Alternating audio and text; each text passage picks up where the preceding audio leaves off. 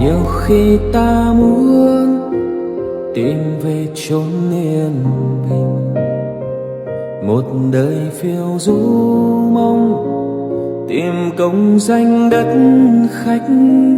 Hỏi người con gái ấy giờ nàng sống sao rồi, hồn ta tan vỡ từ khi em bước cùng người.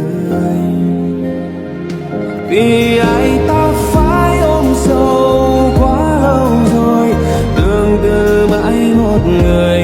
Hỏi mây núi làm sao ta có thể quên người, lòng ta như gió bên đồi hát nhiều rồi. Nào với đời mây trời đành lòng ôm sầu tương tư một đời.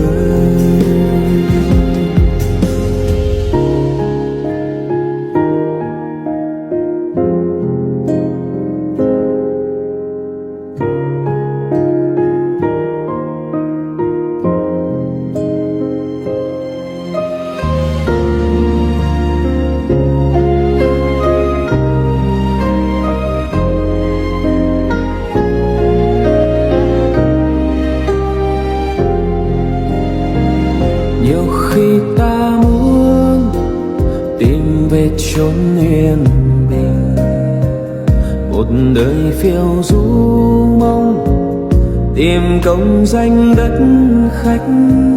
Hỏi người con gái ấy giờ nàng sống sao rồi, hồn ta tan vỡ từ khi em bước cùng người.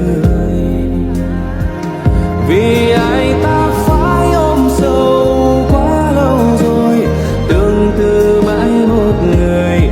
Hỏi mây núi làm sao ta có thể quên người, lòng ta như gió bên đồi hát nhiều rồi.